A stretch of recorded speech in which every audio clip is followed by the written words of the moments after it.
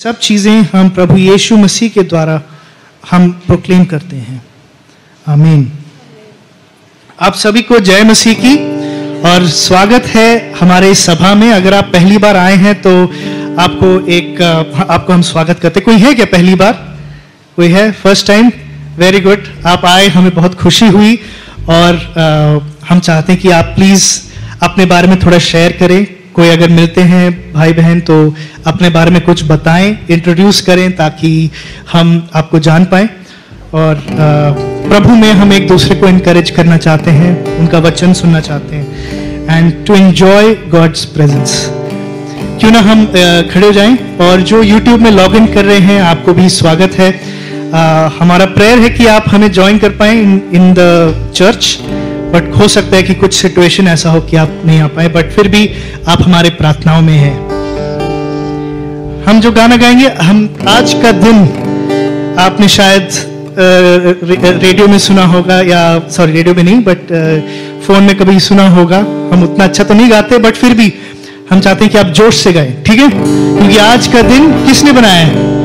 यहोवा ने बनाया है। आइए हम गाना गाएं और आराधना करें।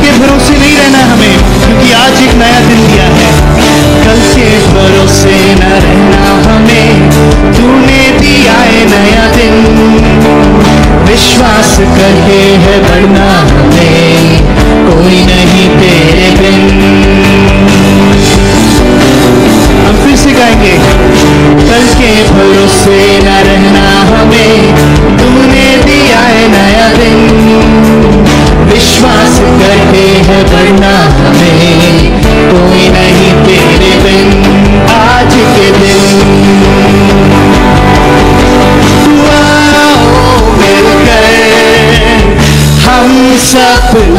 के तुम आओ मिलकर हम सब गाए। धन्यवाद हो धन्यवाद हो धन्यवाद हो तेरा, धन्यवाद हो धन्यवाद हो मैं हूँ तेरा। आज के दिन मैं हूँ तेरा, आज के दिन मैं हूँ तेरा, आज के दिन।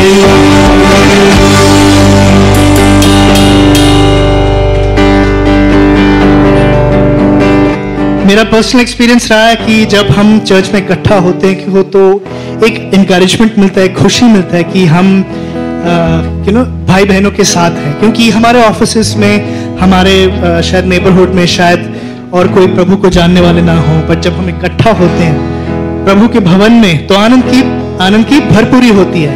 आमीन। क्यों ना ये गाएं। और हो सकता है कि शायद कुछ हो हमारे बीच में, कुछ डिफिकल्टी में हो, उनको भी हम उठाएं प्रभु के सामने और उनको भी हम इनकरेज करें हमारे आवाज उठा के गाना। ठीक है।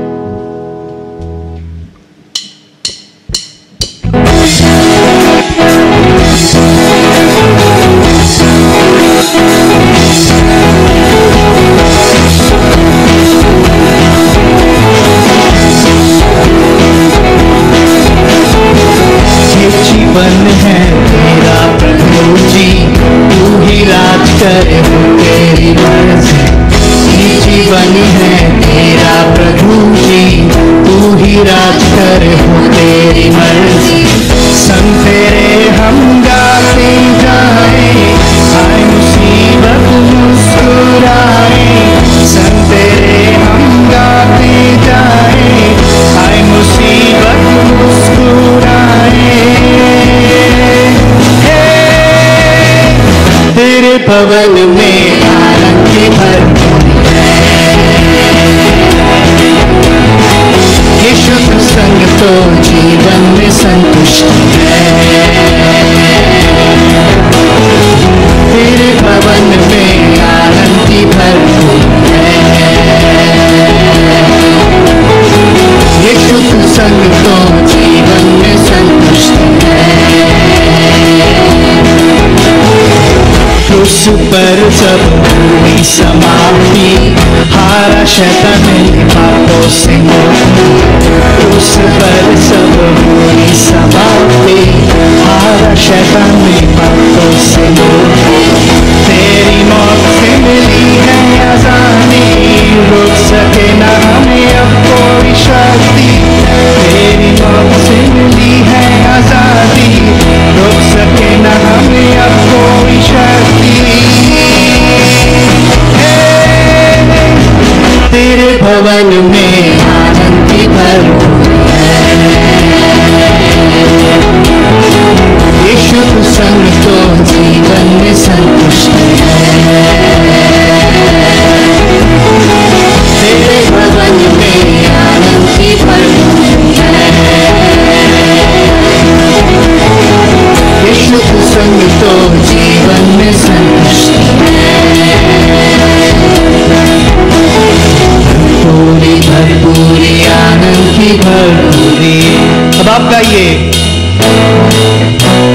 संतुष्टि संतुष्टि यीशु में संतुष्टि, संतुष्टि। भरपूरी भरपूरी आनंद की भरपूरी। संतुष्टि संतुष्टि यीशु में संतुष्टि। मेरा प्याला उमड़ पे भरे, मेरा जीवन यीशु खुशी से भरे। मेरा प्याला उमड़ पे भरे। मेरा जीवन यीशु खुशी से भरे। तेरे भवन में, तेरे भवन में, तेरे भवन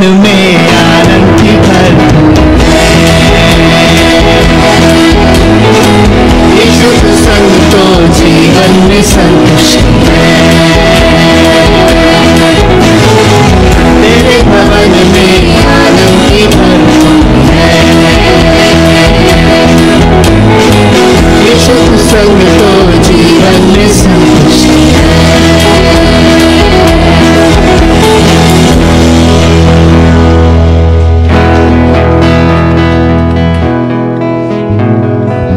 हो सकता है कभी कभी गाते वक्त शायद मिसकम्युनिकेशन हो जाए, बट अगला जो गाना है मेज सजाओ, मेज हम कब सजाते हैं? जब इकट्ठे हो रहे हो खाना खाने के लिए, है ना?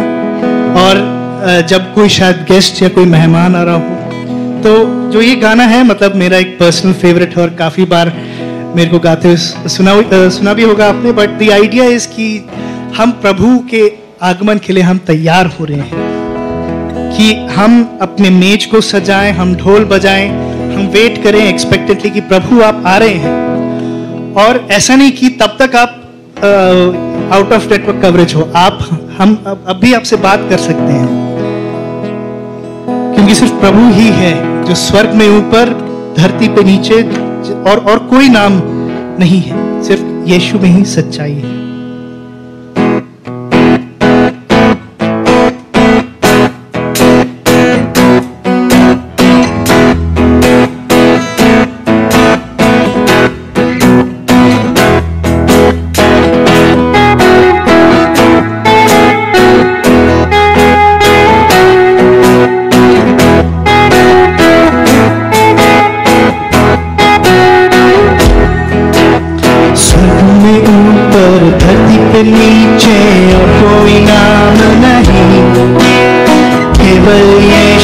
सच्चाई है झूठ उसमें कुछ नहीं, स्वर्ग में ऊपर धरती पे नीचे और कोई नाम नहीं, केवल यीशु में सच्चाई है झूठ उसमें कुछ नहीं। मेज सजाओ, ढोल बजाओ, आवाज उठाओ सभी, पाप निकालो, स्थान बनाओ, दिल तैयार कर अपने। मेज सजाओ, ढोल बजाओ, आवाज उठाओ सभी, पाप निकालो, स्थान बनाओ, दिल तैयार कर अपने। उसके लहू में सामर्थ है, ये सबूत है उसका, प्रेम किया और कार्य मिलाया शब्दों में ही नहीं। उसके लहू में सामर्थ है, ये सबूत है उसका, प्रेम किया और कार्य मिलाया शब्दों में ही नहीं। इसलिए वो है महाराजा, जीवन नाम उसका, और कोई नहीं है उसके जैसा, और कोई प्रभु नहीं। इसलिए वो है महाराजा, जीवन नाम उसका, और कोई नहीं है उसके जैसा, और कोई प्रभु नहीं।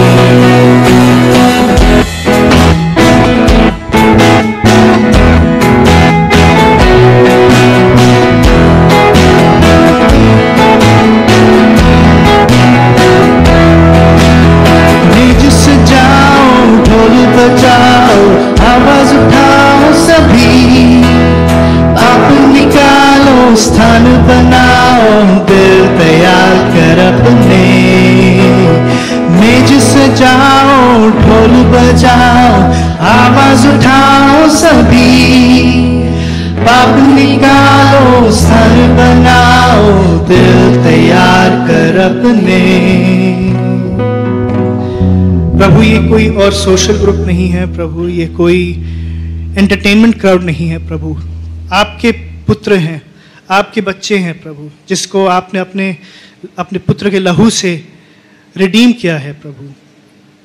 और हम आए सिर्फ आप ही को देखने, आप ही से बात करने, आपसे सुनने के लिए हम इकट्ठे हुए हैं।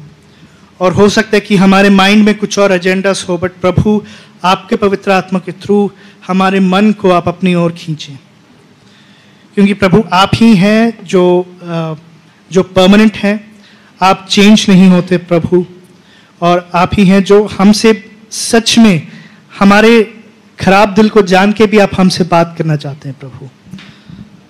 प्रभु हम अपने दिलों को भी आपके सामने रखते हैं, सारे सृष्टि के मालिक के सामने हम रखते हैं, सारे सृष्टि के रक्षक के सामने हम रखते हैं। आप जो अद्भुत कार्य करते हैं प्रभु, कि लोगों का दिल बदले, वो आए प्रभु और हमारे दिल में वो कार्य करें। आमीन।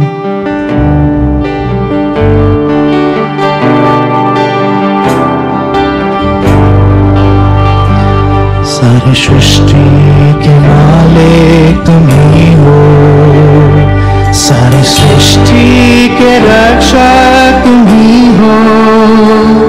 करते हैं तुझको सादर प्रणाम, गाते हैं तेरी गुणगान। हम कुछ गाएंगे। के मालिक तुम ही हो, सारी सृष्टि के रक्षक तुम ही हो। करते हैं तुझको सादर प्रणाम, गाते हैं तेरे ही गुणगान।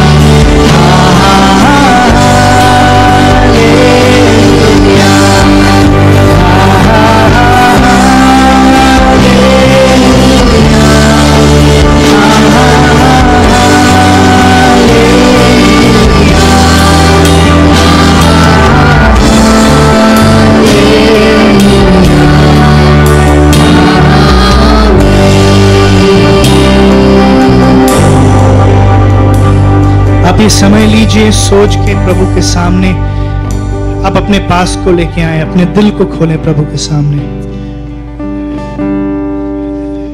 हम प्रभु के सामने सच्चे मन से उनको हम बताते कि हमारे लाइफ में क्या चल रहा है। हम कन्फेस करते हैं अपने सिंस, हम अपने दुखों दर्द को, हमारे जो टेंशन है वो हम प्रभु के सामने हम बताते हैं दिल में।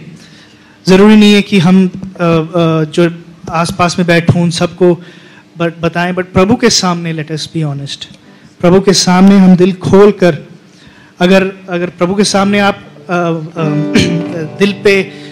दिल को नम्र करके अब आए तो ही इज़ विलिंग, वो तैयार हैं आपके लिए, आपसे बातचीत करने के लिए, आपके लाइफ को डायरेक्ट करने के लिए जो उनकी राह है।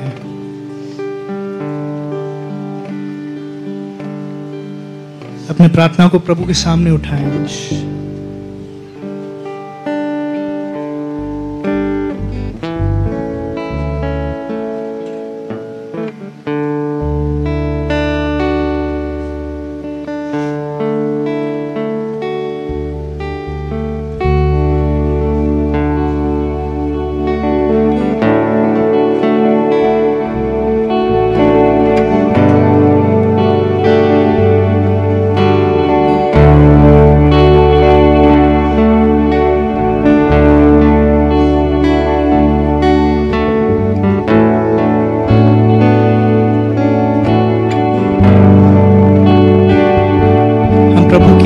करेंगे उनके सामने, प्रभु ने जो हमें दिया है उसका एक हिस्सा हम प्रभु के सामने लेके आते हैं।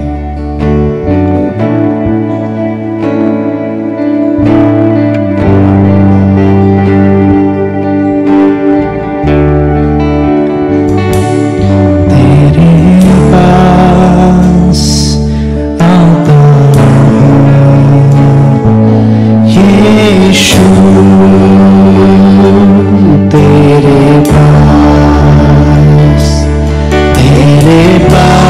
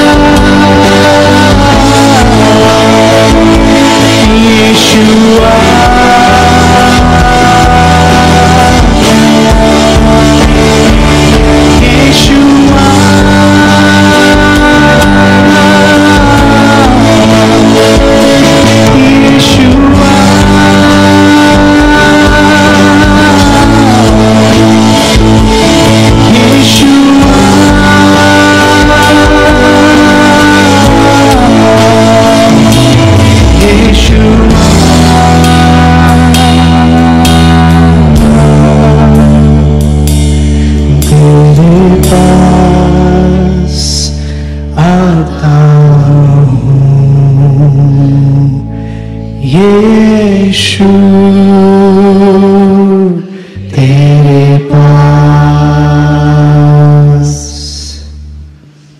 आप बैठ जाइए, प्रभु पे अपना मन लगे रहें और प्रभु का वचन जो बोला जाए वो आप समझें, आप सुने और उसमें आनंद लें। आप सभी को जय मसीह की। मैं आप सभी का स्वागत करना चाहता हूं आज के इस आराधना में। और जिस तरीके से हमने गीत गाया कि तेरे पास आता हूं यीशु तेरे पास, आइए हम जो है अपने मनों को तैयार करेंगे जब हम वचन में जाएंगे और कुछ क्षण जो है हम प्रार्थना में समय बिताएंगे। प्रार्थना में समय बिताएंगे उन लोगों के लिए जिनको चंगाई की ज़रूरत है, उन लोगों के लिए प्रार्थना में समय बिताएंगे जिनको सुसमाचार की ज़रूरत है, उनके लिए प्रार्थना में समय बिताएंगे जिनके घरों में शैतान के कार्य हैं, दुष्ट आत्माओं का काम है, उन सब के लिए जो है हम इस समय प्रार्थना करेंगे। और साथ ही अपने लिए प्रार्थना करेंगे ये समय कि प्रभु जो हम वचन सुनते हैं आप हमसे बात करें। आइए हम सब अपने आप को एक मन करें, वन माइंड वन स्पिरिट करें और अपना ध्यान परमेश्वर की ओर केंद्रित करें और आइए हम प्रार्थना करें। और जब मैं प्रार्थना में लीड करता हूं तो मैं साथ ही आपसे विनती करूंगा कि आप भी व्यक्तिगत रूप से इन सब विषयों के लिए जो है प्रार्थना करें। Let's pray. राजाओं के राजा, प्रभुओं के प्रभु, उद्धार करने वाले परमेश्वर, सर्व सामर्थी सर्वव्यापी परमेश्वर, हम आपका धन्यवाद देते हैं प्रभु कि आप हमारे बीच इस समय उपस्थित हैं। धन्यवाद देते हैं पिता परमेश्वर कि आप वो नाम हैं जो चंगाई देता है, आप वो नाम हैं जो छुटकारा देता है, आप वो नाम है जिससे दुष्ट आत्माएं भागती हैं। हम धन्यवाद देते हैं प्रभु कि वो महान परमेश्वर, वो महान राजा इस समय हमारे बीच उपस्थित है। प्रभु हम आपका स्वागत करते हैं, प्रभु हम आपका स्वागत करते हैं हमारे बीच। और प्रभु इस समय हम अपने आप को आपके हाथों में सौंपते हैं। प्रभु जी हम ये चाहते हैं, हम आपसे ये विनती करते हैं प्रभु कि हमारे जीवनों में जो पाप हैं प्रभु उनके लिए हम आपसे क्षमा मांगते हैं। प्रभु इससे पहले कि हम अपनी प्रार्थना और अपनी विनतियां आपके सम्मुख रखें प्रभु, हम आपसे क्षमा मांगना चाहते हैं। पिछले दिनों में, पिछले हफ्ते में प्रभु हमने जो पाप किए प्रभु, ऐसे समय रहे जब हम आपके प्रति विश्वास योग्य नहीं थे, उन सब समयों को प्रभु हम आपके लिए आपसे क्षमा मांगते हैं। प्रभु आप हमें क्षमा करें, मदद करें प्रभु कि हम और पुरजोर तरीके से प्रभु आपके प्रति वफादार हो सके, विश्वास योग्य हो सके प्रभु, प्रार्थना में और विलीन हो सके, वचन में और सम्मिलित हो सके प्रभु, जिससे हमारा जीवन आपको पसंद है। हमारे जीवन के द्वारा प्रभु बहुत आयत से बहुत सारे लोगों को आशीष मिले प्रभु इस समय हम प्रार्थना करना चाहते हैं उन लोगों के लिए प्रभु जिनको आपके सुसमाचार की ज़रूरत है, जो अंधकार में फंसे हुए हैं, जो पाप में फंसे हुए हैं, चाहे वो हमारे परिवारजन हो, चाहे वो हमारे नेबर्स हो, चाहे वो हमारे फ्रेंड्स हो, इनफैक्ट वो व्यक्ति भी जिसके साथ शायद हम आज कैब में जाएं प्रभु, आपसे प्रार्थना करते हैं कि हमारे अंदर वो फायर दें प्रभु कि हम आपका सुसमाचार बांट सकें। जिस तरीके से मत्ती 28 में हम पढ़ते हैं कि हमें आज्ञा मिली है कि जाओ, जाके लोगों को सुसमाचार बताओ प्रभु, होने दें कि यहाँ बैठा हर एक व्यक्ति उस फायर में हो प्रभु, कि जिस किसी से भी मिले प्रभु उससे आपका सुसमाचार बांट सके। प्रभु आप हमें हिम्मत दें, हमें ताकत दें, हमें सही वर्ड्स दें प्रभु, ये हमारी प्रार्थना है। साथ ही हम उन लोगों के लिए प्रार्थना करना चाहते हैं जो अस्वस्थ हैं प्रभु, किसी कारणवश आज की सभा में वो सम्मिलित नहीं हो पाए, उन लोगों के लिए प्रार्थना करना चाहते हैं प्रभु। आपसे विनती करते हैं आप चंगाई दें प्रभु, आप चंगा करते हैं, आप चंगा करने वाले परमेश्वर हैं, आप सामर्थी परमेश्वर हैं, आप में सामर्थ है प्रभु। हम आपसे विनती करते हैं इसी घड़ी उन सभी लोगों को जो शायद हमारे प्रियजन हैं, हमारे फ्रेंड्स हैं, हमारे जानकार हैं प्रभु, जो अस्वस्थ हैं, इसी घड़ी आप उन्हें छुएं और चंगाई दें प्रभु। यूट्यूब पे भी जो लोग देख रहे हैं जो अस्वस्थ हैं प्रभु, मैं आपसे प्रार्थना करता हूं कि आप इसी घड़ी उन्हें छुएं और चंगाई दें प्रभु। उन परिवारों के लिए प्रार्थना करना चाहता हूं, उन इंडिविजुअल्स के लिए मैं प्रार्थना करना चाहता हूं जो शैतान के चंगुल में फंसे हैं प्रभु। आपसे विनती करते हैं कि प्रभु उस शैतान को यीशु नासरी के नाम से प्रभु हटा दें, उस घर से निकाल दें, उस व्यक्ति के जीवन से निकाल दें प्रभु। ये हमारी आपसे विनती है, क्योंकि वचन में हम पढ़ते हैं कि शैतान जो है आपकी नाम से, आपकी आवाज से भागता है, आपकी प्रेजेंस से भागता है प्रभु उन लोगों के घर में आपकी उपस्थिति हो जिससे शैतान की कोई भी उपस्थिति उनके घर में, उनके परिवार में, उनके जीवन में ना होने पाए। उन लोगों को प्रभु मैं आपके हाथों में सौंप देता हूँ। प्रभु जी, हम आपसे यही प्रार्थना करते हैं कि जब ये प्रार्थनाएं की जा रही हैं और जब आप ये सारे कार्य कर रहे होने दें प्रभु, हमें टेस्टिमनी सुनने को मिले कि प्रभु आपने चंगाई दी है, आपने छुटकारा दिया है। प्रभु इस समय हम प्रार्थना करना चाहते हैं आज के वचन के लिए भी। प्रभु जी, हम आपसे विनती करते हैं कि आप हम सभी से बात करें। प्रभु हर एक जन जो यहाँ बैठा है, जो या तो कोई बोझ लेके यहाँ पे आया है, जो परेशानी लेके आया है, या सिर्फ आपसे सुनने के लिए आया है, प्रभु आज आप यहाँ बैठे हर एक जन से, और जो व्यक्ति सुन भी रहे हैं यूट्यूब पे, हर एक जन से प्रभु अपने वचन के द्वारा बात करें। हमारे कान खुले हैं, हमारा दिल खुला है। पास्टर मानव को भी हम आपके हाथ में सौंपते हैं प्रभु, और आपसे प्रार्थना करते हैं उनके द्वारा आप हमसे बात करें। प्रभु जी, ये समय को आपके हाथ में सौंपते हैं। And Lord, we just pray that you take the stage and you speak to us. सारा आदर, मान, महिमा प्रभु यीशु मसीह आपको मिले, यीशु मसीह के नाम से, आमीन, आमीन।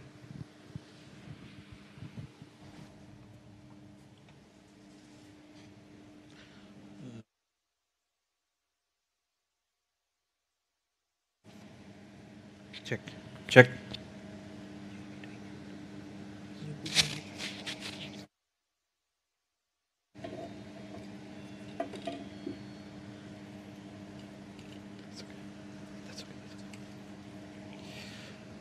आप लोग कैसे हैं?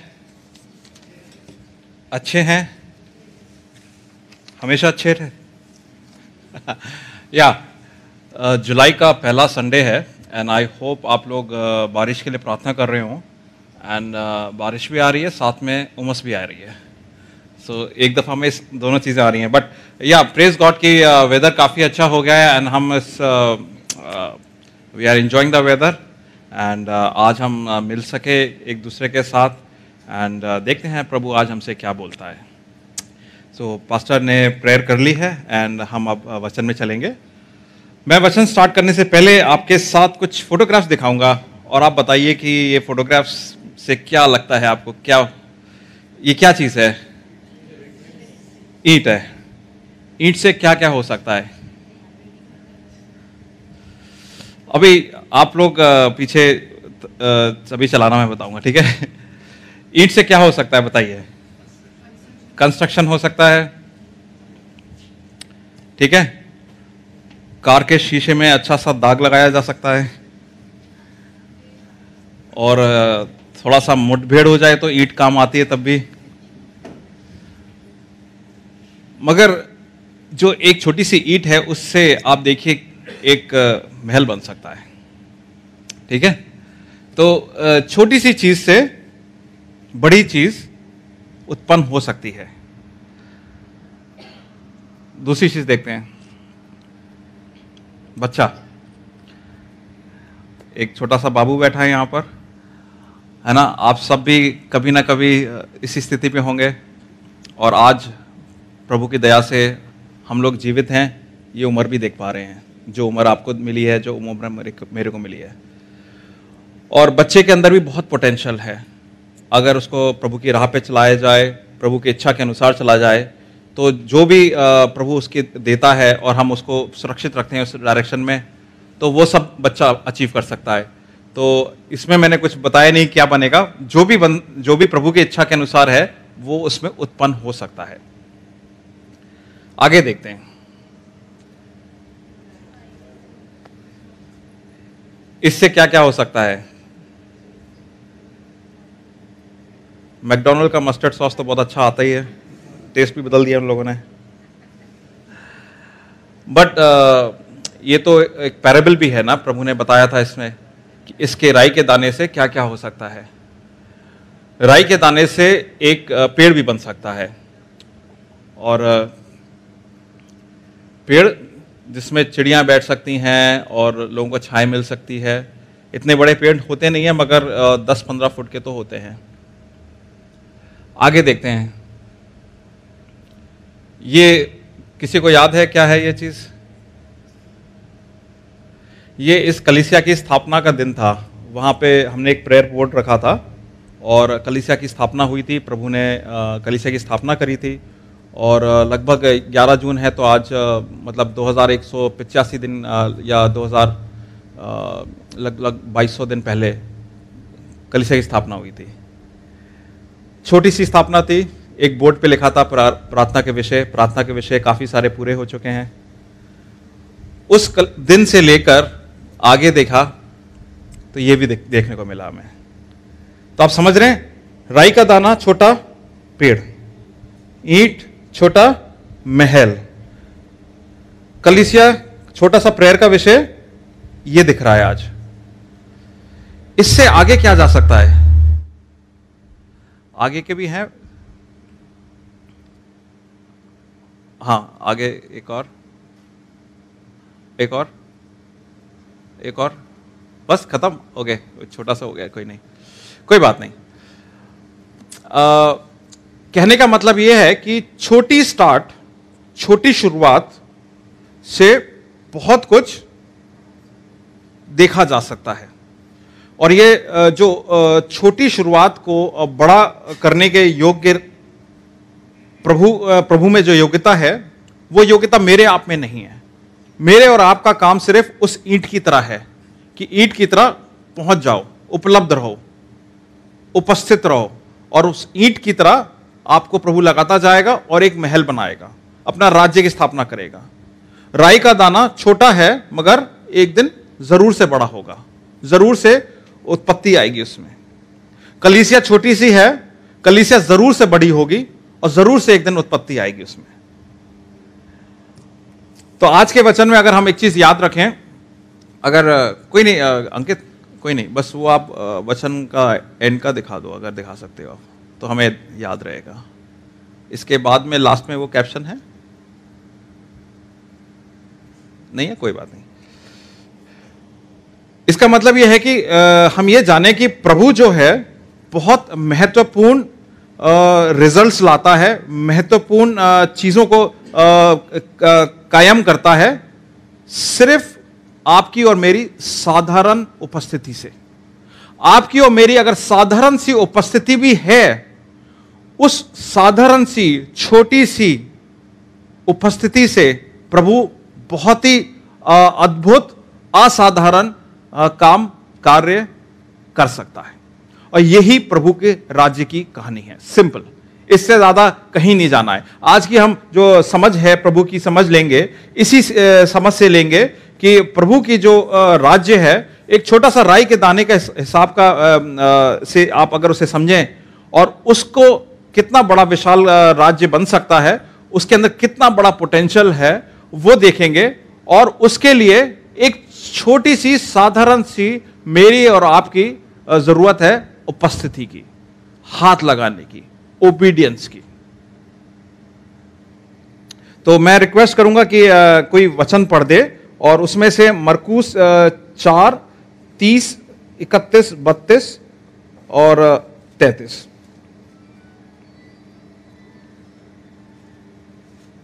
फिर उसने कहा, हम परमेश्वर के राज्य की उपमा किसे दें और किस दृष्टांत से उसका वर्णन करें? एक मिनट।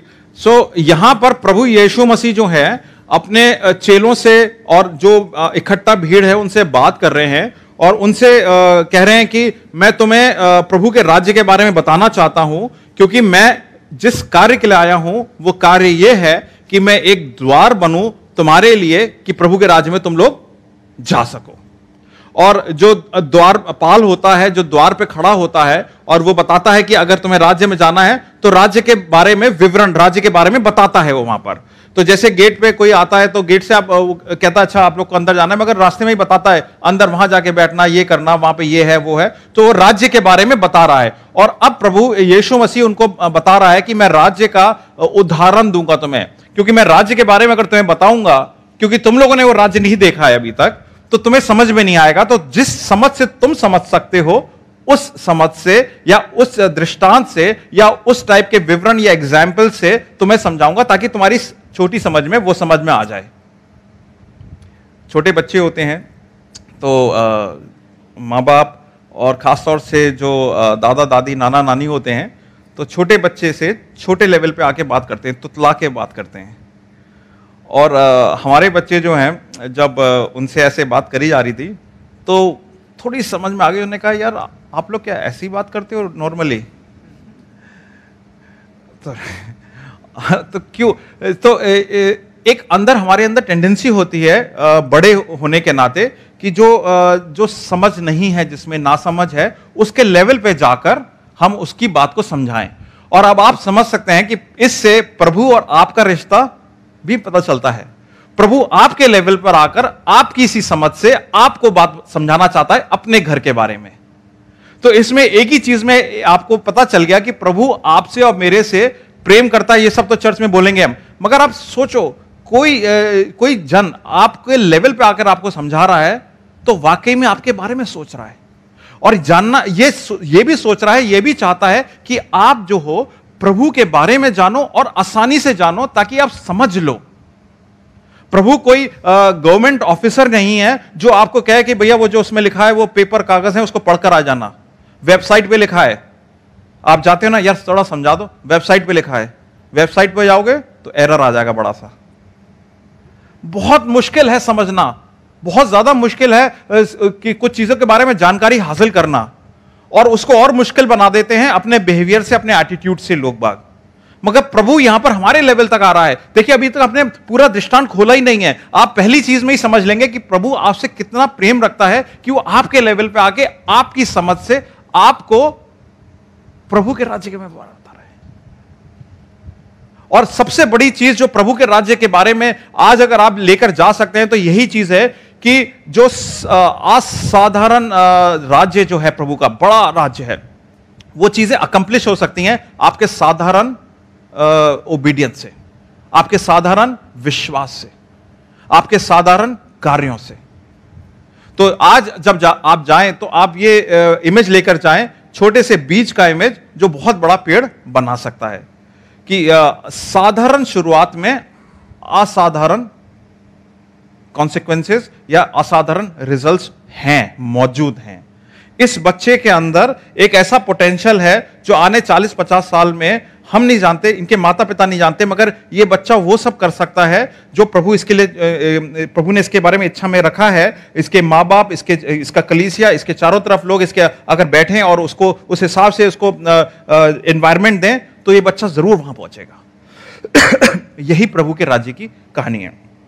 तो आपने पहली लाइन में समझ लिया कि प्रभु आपसे कितना प्रेम करता है कि आपके लेवल तक आना चाहता है। आगे भैया पढ़ें 31वीं। वह राई के दाने के समान है कि जब भूमि में बोया जाता है तो तब बीजों से छोटा होता है। वो राई के दाने, वो उस समय एग्रीगेरियन सोसाइटी थी, एग्रीकल्चर काफी महत्व रखता था सोसाइटी में, कल्चर में, और उस हिसाब से प्रभु उनको समझाना चाहते थे, जैसे मैंने बताया कि आपकी समझ से। तो अगर हम दिल्ली वाले हैं तो दिल्ली वाले को क्या चीज समझ में आएगी? तू जानता नहीं मेरा बाप कौन है, यही लैंग्वेज समझ में आएगी दिल्ली वाले को। तो प्रेम की तो लैंग्वेज मतलब थोड़ा सा दूरी है, और थोड़ा बहुत उत्तर प्रदेश चले जाएं तो और भी किस्म की लैंग्वेज समझ में आ जाएगी। मगर अगर हम दिल्ली के हिसाब से समझें तो दिल्ली के हिसाब से कौन सी ऐसी चीज है जो हमारे लिए बहुत कॉमन है और बहुत छोटी सी नजर आती है, और उस छोटी सी चीज को अगर प्रभु हमसे आज बात करें तो हमें कैसे समझाएंगे? हमें प्रभु ऐसा हो सकता है समझा सकता है कि दिल्ली में तुम कहीं कोने में छोटी सी जगह पे रहते हो, चिंता मत करो, तुम्हारे अंदर से मैं एक राज्य खड़ा कर दूंगा। दिल्ली में कहीं तुम फेलियर हो और दिल्ली का एनवायरनमेंट ऐसा है कि एक दूसरे के ऊपर चढ़कर दुनिया ऊपर चलती है, मगर तुम कहीं फेलियर रहे हो, छोटे से रहे हो और वहीं रहो, तुम्हें दुनिया कह रही है, दिल्ली कह रहा है कि तुम वहीं रहोगे, उससे आगे नहीं जा सकते, तुम्हारा बनता नहीं है ऊपर आना, क्योंकि हम दिल्ली वाले हैं और दिल्ली वाले ऊपर रहेगा, तुम नीचे रहोगे। अगर ये वाली बात है तो प्रभु का जो राई का दाना का जो इलस्ट्रेशन है वो उस पर बैठता है, आप पर बैठता है, मेरे पे बैठता है, अगर मैं वहां पर कोने में हूं, क्योंकि मेरे अंदर भी वो पोटेंशियल प्रभु देखता है कि वहां से प्रभु अपना राज्य स्थापित कर सकता है। दिल्ली की और क्या लैंग्वेज हो सकती है कि तुम उस साइड रहते हो, उस साइड के लोग वैसे हैं, तुम ऐसे नहीं बोल सकते, इस टाइप की एक्सेंट में नहीं बोल सकते, इतना पैसा नहीं है, ये स्टेटस नहीं है, ये नौकरी नहीं है, ये नहीं है, वो नहीं है, उस वजह से तुम सिमटे हुए हो, छोटे हो, कोने में हो, यहां पर रहो, कोई दिक्कत नहीं है, मगर यहां पर आके परेशान मत करो। मगर प्रभु का राज्य राई का दाना जो बड़ा पेड़ बनता है। और बड़ा पेड़ का मतलब है वो राई का दाना तो नहीं रहेगा। तो अगर आप कोने में हैं छोटे, अगर कहीं साइड में रख दिया गया है आपको और कहा है कि वहां से हिलना नहीं, और आप प्रभु के राज्य का आमंत्रित करते हैं अपने दिल में, तो प्रभु तो ग्रो करेगा, प्रभु को तो कोई रोकने वाला नहीं है। पेड़ आपके अंदर से आएगा, राज्य आपके अंदर से आएगा, इसमें क्या रोक है। आगे चलते हैं भैया, 32वां पढ़ेंगे। परंतु जब बोया गया तो उगकर सब साग पात से बड़ा हो जाता है और उसकी ऐसी बड़ी डालियां निकलती हैं कि आकाश के पक्षी उसकी छाया में बसेरा कर सकते हैं। तो जो बीज है, और बीज को जब आप बोएंगे तो जब उगेगा तो वो उसमें कुछ आप स्पेशल प्रोग्राम कर रहे हैं, C+ का प्रोग्राम डाला है आपने कोई, या आपने कुछ विशेष तरीके से कुछ और करा है कि वो उगे? वो तो उगेगा, अपने आप उगेगा। कहने वाले कह सकते हैं कि भाई ये तो एक नेचुरल चीज है, नेचुरल चीज होगी। हाँ, प्रभु ने बनाया नेचर, तो वो तो होगी, प्रभु के नियम को मानेगा। नेचर बल्कि इंसान से ज्यादा प्रभु का नियम को मानता है, वो करेगा, वो ग्रो करेगा। इसमें क्या चीज लिखी है मेरे और आपके लिए? परंतु जब वो बोया जाए। आज बात आ रही है कि प्रभु का राज्य क्या आपके और मेरे अंदर बोया गया है क्या? पिछले संडेज में हम लोग यहां पर चर्चा चल रही थी, पास्टर हर्षित ने भी, ब्रदर धीरज ने भी यहां पर जो हमें सिखाया था कि जो बीज है वो तो हर जगह डाला जाता है, चॉइस होती है, ये सब होता है। तो क्या वो आज प्रभु का राज्य, प्रभु का बीज मेरे और आपके अंदर उग रहा है? क्या वो वहां पर बैठा है? और वो बीज जरूर है। मैं बताता हूं कैसे। एक्लीसियास 3:11 में, आप खोलिएगा नहीं, मैं बताऊंगा। सुविशेषक 3:11 में लिखा है कि प्रभु अपने समय में सब कुछ सुंदर है, मगर इंसान के दिल में इटर्निटी बैठी है, अनंत समझ बैठी है। इसका मतलब है प्रभु की समझ आपके और मेरे अंदर हर जगह है, हर इंसान के अंदर बैठी हुई है समझ। और अगर मेरे और आपके अंदर प्रभु की समझ है, तो जब प्रभु हमारे से बात करता है, पवित्र आत्मा हमसे हमारे दस्तक देती है दिल पर, तो जब हमें सुनाई देता है तो हमारे अंदर वाकई में एक प्रभु ऐसे कार्य करता है कि हम प्रभु की बात को सुनने लगें। और तब वाली चॉइस की बात आती है, जब वहां पर प्रचार किया था कि हम उसकी बात को बंद कर दें, या पवित्र आत्मा जो हमसे बोल रहे हैं उनकी बात को बंद कर दें, या उनकी बात को खुल के सुने। और वहां पर जो बीज डाला गया है वो उत्पत्ति लेता है। हो सकता है आज इस समय, दोपहर के समय, आपके अंदर प्रभु का बीज है और प्रभु आपसे काफी सारी बातें कर रहा है, और उस बात को आप हो सकता है आगे ले जाना चाहते हैं या वहीं पर रोक देना चाहते हैं। तो आज प्रभु वही बात कर रहा है कि जो बीज आपके अंदर बोया गया है, वो बीज को आप कहां तक लेकर जाओगे। मैं रिक्वेस्ट करूंगा किसी से, भैया आप उस पे पोर्शन पर रहेगा, किसी और से कि 1 कुरिन्थियों 3:6 खोल लें, और ऊपर से इज़ीकियल 17:22 खोल लें, और पीछे की साइड से इज़ाया 55:10-11 खोल लें। तो इस साइड से 1 कुरिन्थियों 3:6, ऊपर से इज़ीकियल 17:22, और पीछे की साइड से इज़ाया 55:10-11 खोल लें। और जो मेन पद है हमारा मरकुस 4 का, उस पे हम मनन करते रहेंगे। ये सपोर्टिंग पद है। तो पहला वाला जो है इज़ीकियल 17:22 खोल लें।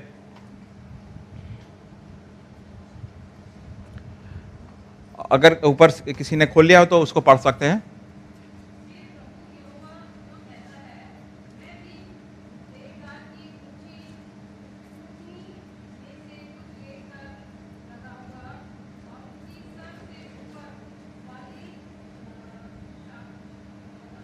आवाज नहीं आ पा रही है आपकी, थोड़ा।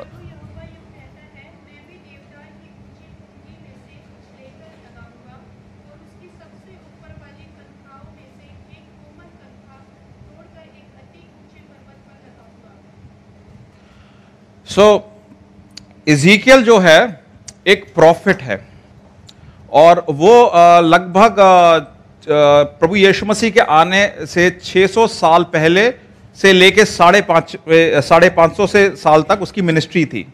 तो यीशु मसीह के आने से पहले गिनती उल्टी चलती है ना, 600, 550, 500, 550, 400 ऐसे करके।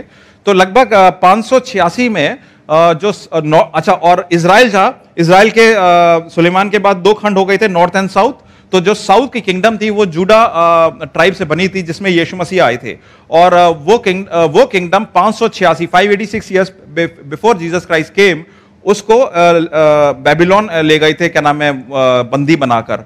और उस समय इज़ीकियल ने ये भविष्यवाणी दी थी कि तुम चिंता मत करो, मगर तुम्हें आज तुम्हें बंदी बना के ले गए हैं, मगर एक दिन आएगा इसी ट्राइब में से एक राजा उत्पन्न होगा, जिसकी वजह से दुनिया के विभिन्न देश उस राज्य में आएंगे और वैसे छाया पाएंगे जैसे चिड़िया जो है पेड़ के अंदर आके छाया पाती हैं।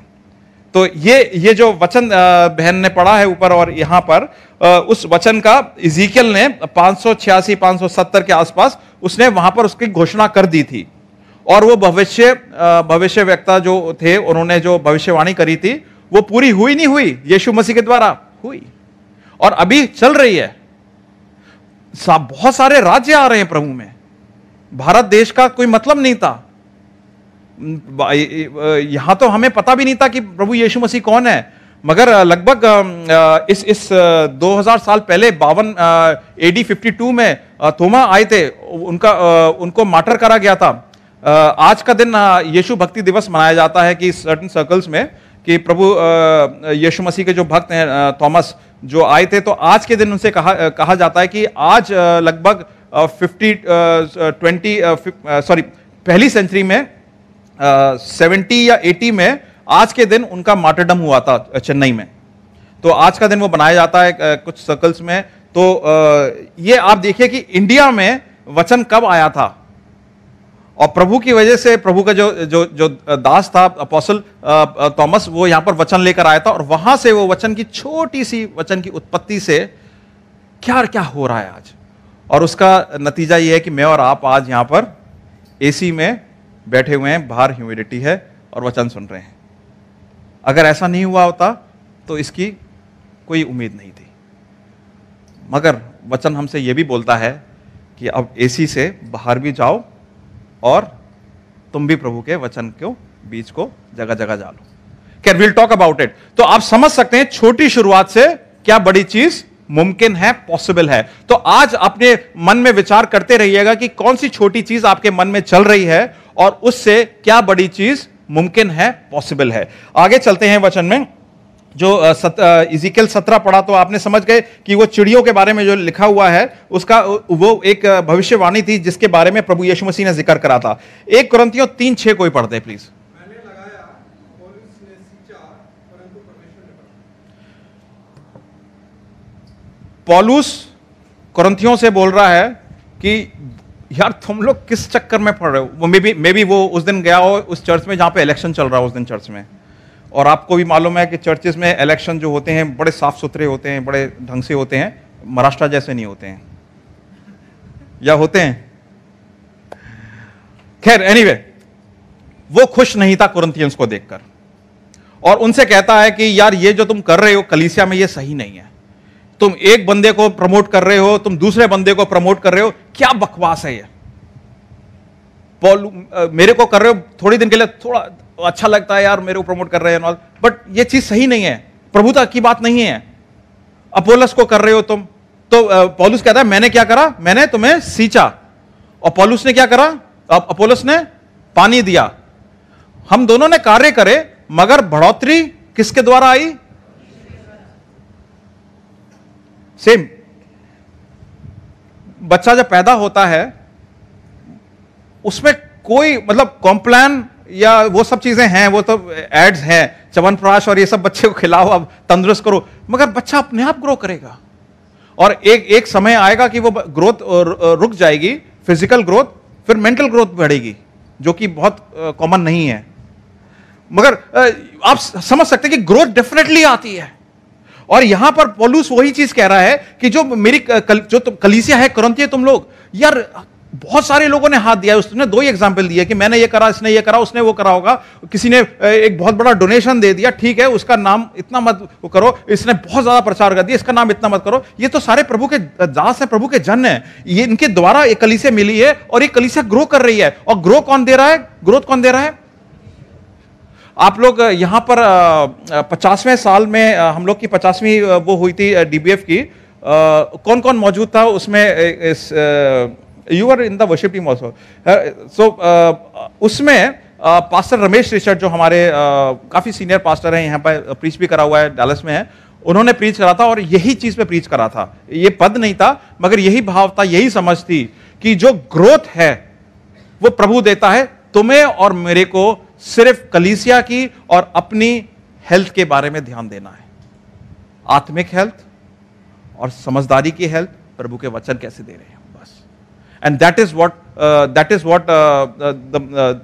इज वेयर मेरा और आपका साधारण सा योगदान आता है प्रभु के राज के लिए।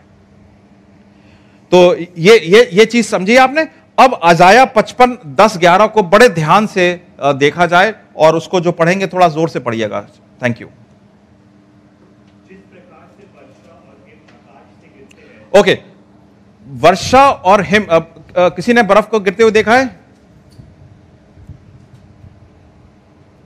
स्विट्जरलैंड में? कहां पे देखा है? शिमला में। वैसे गुड़गांव में नहीं देखा? तभी गुड़गांव में भी हुई थी।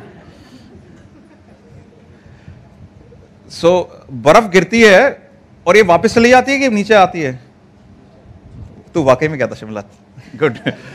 सो बारिश और मैं बहुत सिंपल सी चीज है यार, मतलब सिली सी बात है कि यार ये क्या बात है, तुम इसके पीछे क्यों इतना टाइम वेस्ट कर रहे हो?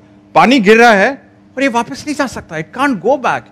दूसरा एक प्रतिक्रिया होगी कि ये इवेपोरेट होके ऊपर जाए, वो सारी चीजें अलग है, मगर जब गिरेगा उसके बाद इसका जाने का कोई मतलब नहीं बनता है। एंड जब ये गिरेगा तब क्या होता है?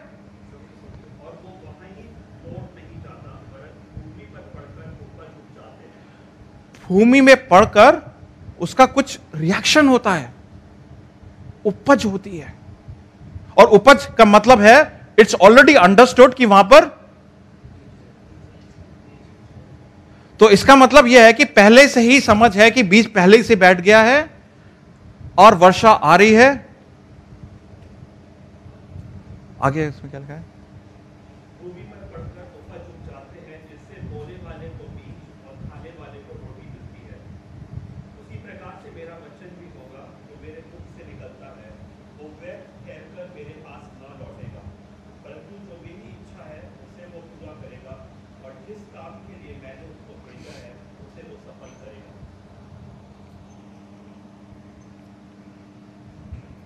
ये मैं रिक्वेस्ट करूंगा आप सबसे आज एज अ पास्टर अथॉरिटी से, भाई की तरह, इसे घर पे जाके 2 बार जरूर पढ़ना, अकेले में पढ़ना, ध्यान से। व्हाट्सएप दूर कर देना और वो रील चल रही होगी उसको बंद करके हटा देना, ताकि मन कहीं ना लगे। आप बहुत भारी, बहुत वजन रखता है ये जो बोला है। एक दफा अगर निकल गई तीर तो you can not get it back. प्रभु ने एक बहुत भारी वर्ड यूज करा है, कि एक नेगेटिव वर्ड यूज करा है कि मेरा वचन खाली नहीं जाता, मेरा वचन व्यर्थ नहीं जाता है। व्यर्थ और खाली नेगेटिव वर्ड्स हैं। प्रभु ने कहा है कि ये नेगेटिव चीज होगी ही नहीं जब मेरा वचन निकलेगा, मेरी इच्छा पूरी करेगा। आज प्रभु ने आपके ऊपर अपना बीज बैठा दिया है। आज पवित्र आत्मा की बौछार से यह बीज उपजने के लिए तैयार हो चुका है। अब इसमें से कोई रोक नहीं है, यह वापस लौट ही नहीं सकता है। आज अगर रोक रहा है तो सिर्फ मेरी इच्छाएं रोक रही हैं, रोक रहा है तो सिर्फ शैतान रोक रहा है, रोक रहा है तो सिर्फ दुनिया की जो प्रभाव है वो रोक रहे हैं, और कुछ इसको नहीं रोक सकता है, क्योंकि यह तो प्रभु का वचन जो है आपके और मेरे अंदर जो बैठा है वो तो फल लाके ही रहेगा, व्यर्थ खाली नहीं जाएगा। और यही चीज भाई और बहनों आज का वचन ही लेके जाएगा कि आपके मन में, आपके दिल में आज कौन सी एक छोटी सी भी चीज अगर प्रभु ने डाली है उसके बारे में विचार करें, उसके बारे में सोचें और देखें और कहें प्रभु से कि प्रभु यह चीज बहुत छोटी सी विचार आया है, मगर मैं घबरा रहा हूं, यह विचार नहीं कर पाऊंगा, मैं डर रहा हूं, यह चीज मेरे से नहीं हो पाएगी, घबरा रहा हूं, डर रहा हूं तो छोड़ो, मैं थोड़ा सा अगर गंगो भी हूं, मैं मैवरिक टाइप भी हूं, मैं कर लूंगा, मगर मेरे पास पैसे नहीं है, मेरे पास लोग नहीं है, मेरे पास उम्र नहीं है, मेरे पास एक्सपीरियंस नहीं है, ये नहीं है, वो नहीं है, ये नहीं कर पाऊंगा, वो नहीं कर पाऊंगा। जानते कौन सी बातें होती हैं? इनको कहते हैं व्यर्थ की बातें प्रभु के राज्य में, इनको कहते हैं खाली बातें प्रभु के राज्य में। और प्रभु का वचन क्या बोलता है कि मेरा जब वचन निकलता है तब वो व्यर्थ नहीं जाएगा, खाली नहीं जाएगा। दैट मीन्स जो मेरे और आपके जो एक्सक्यूजेस हैं, जो मेरे और आपकी जो समझदारी है, वो भी सब खाली है, वो भी सब व्यर्थ है। क्योंकि जब प्रभु का वचन बैठ गया है तो बैठा है और अब वो उपजेगा। Do you receive it? Do you believe it?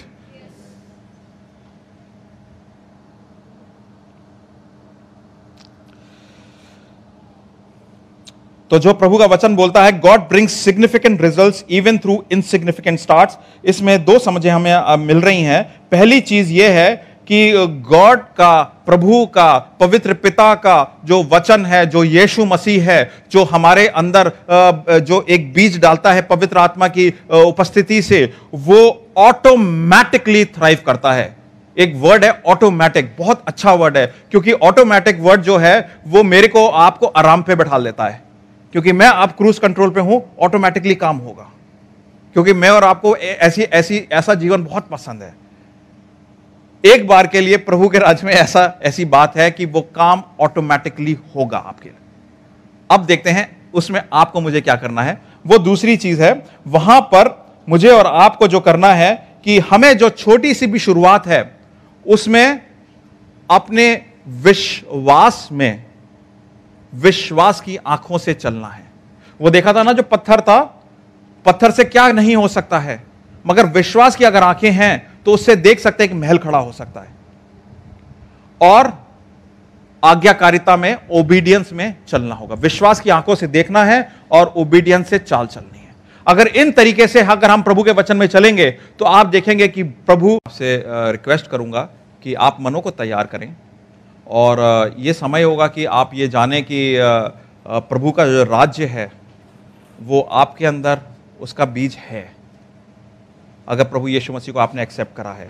और जब प्रभु भोज की मेज़ आपके सामने आती है, अगर आपने प्रभु यीशु मसीह को एक्सेप्ट करा है, बपतिस्मा लिया है, तो आप उसको ग्रहण कर सकते हैं। नहीं करा है तो उसको जाने दे सकते हैं। उसके बारे में पास्टर हर्षित से, मेरे से आप बाद में बात करिएगा। ये समय होगा कि आप लोग मन में विचार करें। आप बांट सकते हैं, एक ऊपर जा सकते हैं आप लोग एक चीज़ का विचार करिएगा कि आज कौन सी एक ऐसी चीज है जो मन के अंदर आपके बैठे है। प्रभु का कौन सा ऐसी समझ है जो आपके अंदर प्रभु बार बार डाल रहा है कि तुम इसको माफ कर दो, तुम उसके साथ रिश्ता जो है वापस स्थापित करो। तुमने वहां पर एक चीज नजरअंदाज करी थी, उस चीज को वापस स्टार्ट कर दो। वहां पर तुम डरे हुए बैठे थे, उस डर का कोई मतलब नहीं बनता है, क्योंकि प्रभु का वचन बोलता है कि प्रभु ने तो भय की आत्मा दी नहीं है। हो सकता है कि प्रभु आज आपसे कह रहा है कि एक जो राज्य की स्थापना तुम्हारे अंदर 10 साल पहले मैंने करी थी, 1 साल 2 साल तक बहुत अच्छा राज्य चला, मगर उसके बाद तुमने उस राज्य को खंडर में बदल दिया, और वो जो राज की जो बिल्डिंग थी, प्रभु की महल था, आज बिल्कुल खंडर है, वहां पे कुछ नहीं हो रहा है। प्रभु कह रहा है कि तुम मुझे वापस बुलाओ, मैं पवित्र आत्मा मेरी उपस्थित है, पवित्र आत्मा की उपस्थिति से वापस उस महल में उजाला करूंगा। वापस मैं तुम्हारे अंदर जो राज की स्थापना बची थी, अधूरी रह गई थी, वो पूरी करूंगा, क्योंकि मेरा वचन जो है वो कभी खाली नहीं जाता, कभी व्यर्थ नहीं जाता है।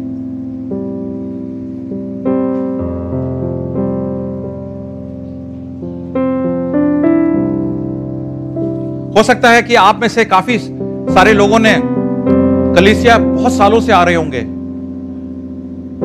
और एक वर्ड है जो आपने बार बार कलीसिया में सुना होगा, कॉलिंग। क्या कॉलिंग है मेरी? क्या करना है मुझे आगे? हो सकता है कि प्रभु ने आज आपको 1:12 पे आपके दिल पे दस्तक दी हो और कहा हो, 10 साल पहले मैंने तुम्हें कॉलिंग दी थी, 5 साल पहले मैंने कॉलिंग दी थी तुम्हें, 2 महीने पहले मैंने तुम्हें एक विचार डाला था मन में। पिछले हफ्ते तुम वचन पढ़ रहे थे तो मैंने एक तुम्हें समझ दी थी अपने वचन से। साल पहले वो व्यक्ति तुमसे मिला था, वो मेरा जन था, उसने तुमसे ऐसा बोला था राज्य के बारे में, और वो थी छोटी सी शुरुआत, इनसिग्निफिकेंट स्टार्ट। उसको तुमने नजरअंदाज कर दिया। आज भी मौका है, उसको दोबारा मौका दो। आज दोबारा प्रभु के राज की घोषणा का मौका दो। मरकुस 14 में प्रभु यीशु मसीह की आखिरी रात में लिखा है 22 में, जब वो खा ही रहे थे उसने रोटी ली और आशीष मांगकर तोड़ी और उन्हें दी और कहा, लो ये मेरा देह है। वचन देहधारी हुआ और मेरे और आपके बीच में, इंसान के बीच में आया और कहता है कि अब मैं जब जाऊंगा यहां से तो ये प्रभु भोज की जो रस्म है, रस्म हो सकती है कुछ लोगों के लिए, मगर ये रस्म से ज्यादा बढ़कर है, ये यादगार की रस्म है। तुम जब रोटी खाओगे, जब प्याला पियोगे, तो मुझे अपने बीच में पाओगे। फिर उसने कटोरा लिया, लेकर धन्यवाद किया और उन्हें दिया और उन सब ने उससे पिया और उसने उनसे कहा, ये वाचा का मेरा वो लहू है जो बहुतों के लिए बहाया जाता है। मैं तुमसे सच कहता हूं कि दाख का रस उस दिन तक फिर कभी ना पीऊंगा, तब तक परमेश्वर का राज्य मैं नया ना पाऊं। इसका मतलब यह है, उस समय जो उनके डिसाइपल थे वो कंफ्यूज हो गए होंगे, क्या यार ये क्या मरने की बात कर रहा है। हाँ, मरने की बात तो बोली थी, मगर अब ये रात है, क्या है, कल क्या होगा। और फिर मन में एक डाउट भी आया होगा, अरे कल को ये मर गया तो क्या होगा यार, यीशु मर गया, चलो वो तो इंसान, चलो भूल जाएंगे, एक प्रेम भाव था हमारा, भूल जाएंगे, 1 साल में जख्म दिल में है, सही हो जाएगा। मगर प्रभु यहां पे बोल रहा है, मैं कल क्रूस पे चढ़ जाऊंगा, मगर उसके बाद भी मेरा राज्य आएगा। तुम मुझे मार दोगे, उसके बाद भी मेरा राज्य आएगा।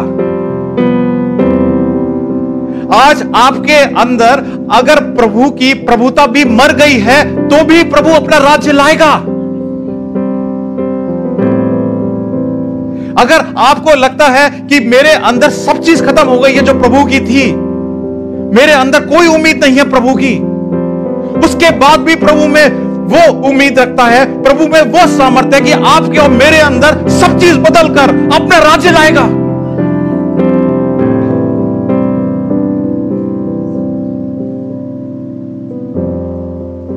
ये समय होगा कि हम अपने पापों को कबूल करें और माफी मांगे और प्रभु से कहें कि प्रभु जी, आपकी राज मेरे अंदर स्थापित करो। और जो अगर मेरे अंदर राज्य स्थापित है तो उस राज्य को उस लेवल तक ले जाओ जो आपका लेवल है, इंसान का लेवल नहीं। क्योंकि मेरी सोच छोटी है, मेरी समझ छोटी है, मेरा एक्सपीरियंस कम है, मेरे रिसोर्सेस कम है, मैं सिर्फ उसी लेवल तक सोच सकता हूं। मगर जो प्रभु आप सोच सकते हैं, उस लेवल तक अपना राज्य मेरे अंदर घोषणा करो। मेरे घर वाले जो आप प्रभु को नहीं जानते हैं, उनको आना है, प्रभु जी उनको आप ला सकते हो, मैं नहीं ला सकता हूं। मेरे हाथों से सिर्फ 10 उंगलियां हैं, 2 हाथ हैं, सिर्फ इतना ही हो पाएगा। मगर आप, ये पृथ्वी, सारी सृष्टि आपकी है, आप वो सब करो। समय होगा कि आप और प्रभु बात करें आपस में, और उसके बाद हम प्रभु बहुत साथ मिलेंगे।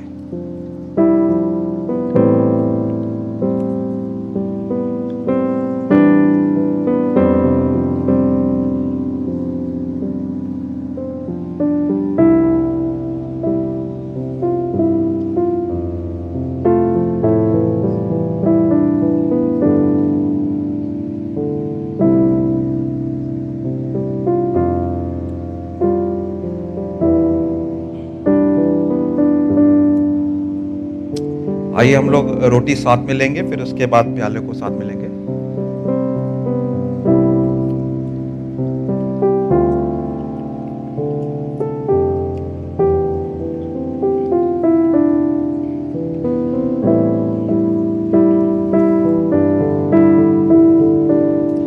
प्रभु जी धन्यवाद देते हैं इस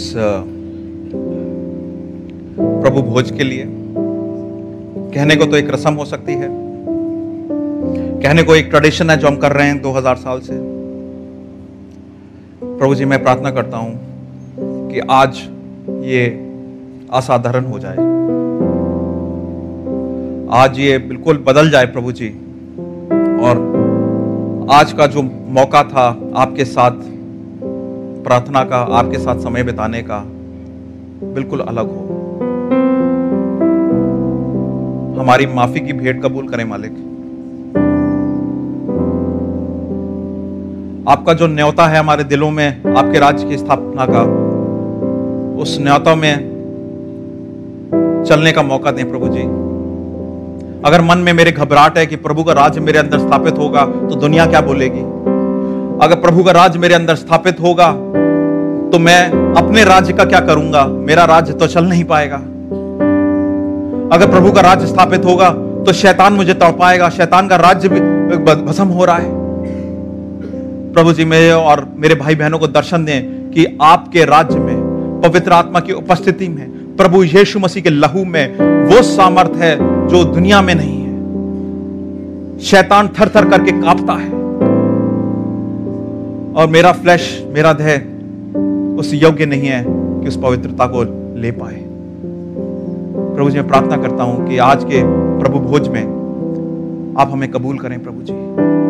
हमारे मनों में जो आपके राज्य की स्थापना है उसको अपने हिसाब से, अपने लेवल से, अपने साइज से, अपनी समझ से बढ़ाएं प्रभु जी। और इस समय जो प्रार्थनाएं गई हैं प्रभु जी, उन प्रार्थनाओं को आप कबूल करें मालिक। और आज से एक नए राज्य की स्थापनाएं स्टार्ट हो।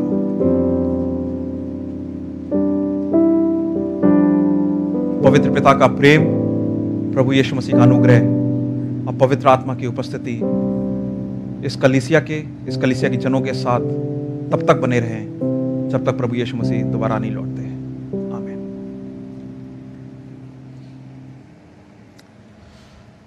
भाई और बहनों, उम्मीद होगी कि आपका जो ये हफ्ता है it will be a different. वापस जाएंगे घर पे शाम को, अगले दिन ऑफिस जाएंगे या अपने काम काज स्टार्ट करेंगे, तो ये जानिएगा कि प्रभु के राज्य का आपको मौका हर जगह मिलेगा। प्रभु के राज्य की स्थापना की मौका आपको तब मिलेगा जब आपके मुंह में एक कड़वा वर्ड आएगा, जब मन के अंदर एक गुस्सा आएगा, जब मन के अंदर टूटापन आएगा। हो सकता है कि पुरानी एक मेमोरी आए जो आपको तोड़ दे, हो सकता है एक ऐसी खुशी आए जो आपको अहम में खड़ा कर दे। वो सारे मौके होंगे कि आप कहें नहीं, मैं प्रभु के राज्य की स्थापना करूंगा आज, प्रभु की राज्य की स्थापना करूंगी आज। तो go enjoy this week with God's presence. पवित्र आत्मा की उपस्थिति में प्रभु आपको आशीष दे। जय मसीह की।